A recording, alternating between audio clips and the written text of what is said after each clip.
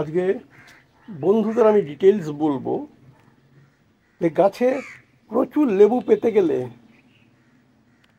কি কাজ করতে হবে সেটা বলছি। প্রথমে সঠিক গাছ, এটাই একটা প্রধান নির্বাচনের বিষয়।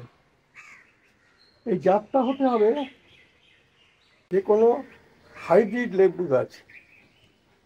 এটা অসম লেবু হলে খুব ভালো হয়, কিন্তু এখানে আমি এনেছি বাইরে থেকে, বাইরে মানে পুনে থেকে একটা হাইব্রিড লেবু গাছ।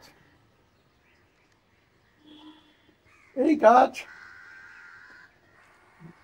টব ও মাটি প্রথমে ঠিক করতে হবে। 20-25 ইঞ্চি টব, গভীর টব হতে হবে যাতে শিকড় ভালো মতো ছড়াতে পারে। মাটি হতে হবে ঝুরঝুরে উর্বর। মাটি কি দেবো আমরা? মাটি দেব, বাগানের মাটি ব্যবহার করতে পারি, গোবর সার,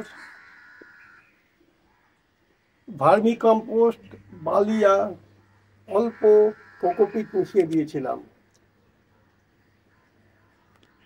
একটা মজার জিনিস হচ্ছে এটা জলবদ্ধতা, মানে জল আটকে থাকা কোনো কারণেই চলবে না।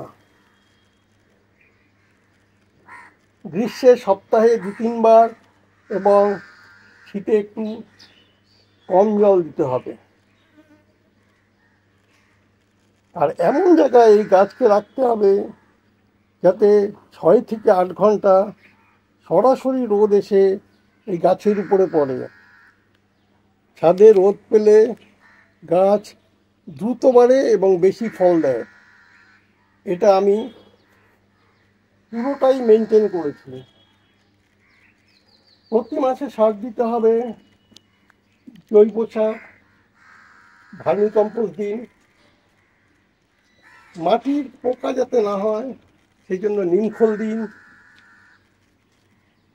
কলার খোসা সার দিলে কি হবে, পটাশিয়াম বেশি থাকবে, বেশি ফুল ফল হবে। হাড়ের গুঁড়া, রক ফসফেট দিতে হবে। প্রতি 3 মাসে একবার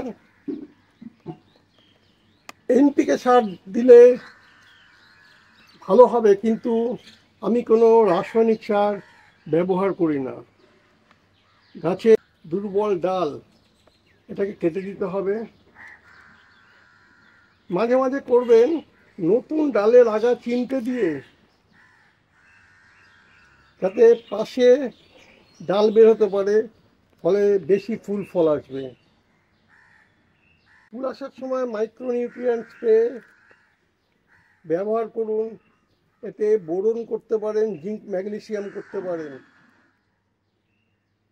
ছাদে মৌমাছি কম থাকলে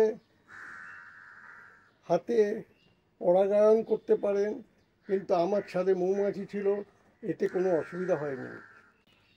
আর প্রতি 15 দিনে একবার নিম তেল স্প্রে করলে পোকা আর হবে না।